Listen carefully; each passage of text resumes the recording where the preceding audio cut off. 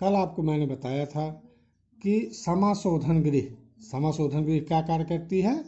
वह सभी को एक दूसरे में जो लेन देन रहता है उसको जो है ख़त्म करती है। इसके बाद आरबीआई क्या करती है, साख का नियंत्रण कैसे करती है। मान लीजिए देश में मुद्रा ज़्यादा हो गई, तो आरबीआई क्या करेगा, महंगा लोन देगा अपनी छोटी छोटी बैंकों, एसबीआई, पीएनबी जितने भी हैं उनको क्या करेगा, लोन महंगा देगा। तो आरबीआई के छोटी बैंकें क्या करेंगी, पब्लिक को भी महंगा लोन देंगी। तो जब ऋण जो है पब्लिक को महंगा मिलेगा तो पब्लिक क्या करेगी, कम लोन लेगी, कम ऋण लेगी, और कम ऋण लेने के बाद क्या होगा, रुपया कंट्रोल में आ जाएगा। इसके बाद आरबीआई साख का नियंत्रण कैसे करती है, दो प्रकार से करती है, मात्रात्मक और गुणात्मक। मात्रात्मक में बैंक दर, जैसे आरबीआई ने बैंक दर की 3 बैंकें हैं, सबको 8% पे लोन दिया, तो ये क्या करेंगी, ये 10% पे पब्लिक को देंगी। तो इससे क्या होगा, 2% इनके पास सेफ होगा। तो बैंक दर कौन निर्धारित करता है, आरबीआई। खुले बाजार का ऑपरेशन भी इसी तरह से होता है। जैसे लोगों ने किसी भी फंक्शन में, मान लीजिए रक्षाबंधन हुआ, रक्षाबंधन में क्या करते हैं, लड़कियां जो हैं बांधेंगी अपने भाइयों को और उनको क्या मिलेगा, पैसा मिलता है, 2,000, 4,000, 6,000, इस तरह से मिला के मान लो 10 लाख रुपए हुआ, 10 लाख रुपए हुआ। तो 10 लाख अगर खुले बाजार में उसको उतारा जाएगा तो 10 लाख का लेन देन होगा। लेकिन ये क्या करती है आरबीआई, इसको जो है आपको मनभावन जो है लुभावने स्कीम देती है, आपको शेयर्स खरीदने के लिए कहती है। आप शेयर खरीद लिए तो यह पैसा क्या हो, बाजार से हट गया, तो साख का नियंत्रण हो गया। उसके बाद जब इसको जरूरत पड़ी तो ये फिर उठा के 10 लाख रुपए मार्केट में फेंक देगा। इस तरह से ये खुले बाजार का ऑपरेशन करती है। नगद आरक्षित अनुपात, इसमें CRR, SLR और लोन, 3 चीज़ें होती हैं। तो जैसे 10,000 रुपये दिया, किसी ने 10,000 रुपये जमा किया, तो उसमें 1,000 रुपये CRR हो गया। CRR माने आरबीआई को दे दिया गया, जमा हो गया आरबीआई के पास। अब बचा कितना, 9,000। 1,000 रुपये SLR रखती है। SLR माने नगद भुगतान के लिए SLR रखा जाता है। उसके बाद बचा 8,000। 8,000 रुपये क्या किया, उसने लोन दे दिया। ये है नगद आरक्षित अनुपात। और तीसरा है वैधानिक तरलता अनुपात। वैधानिक तरलता अनुपात में ये जो 1,000 रुपये SLR रखा है, जो उसने लोगों को देने के लिए रखा है, यही वैधानिक तरलता अनुपात हुआ। उसके बाद आते हैं गुणात्मक पे।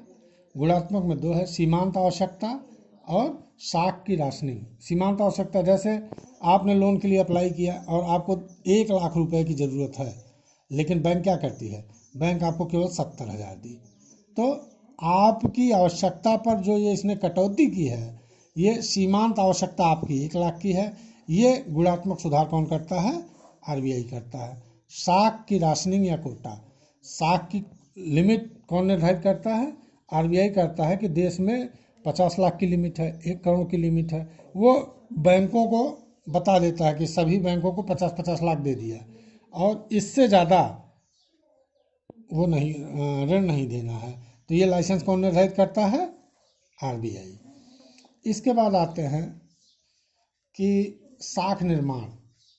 साख निर्माण कैसे होता है, टोटल डिपॉजिट, कुल जमा में CRR ये आरबीआई के पास चला जाता है, SLR बैंकों के पास रहता है, और लोन, तो CRR और SLR को RR भी कहते हैं।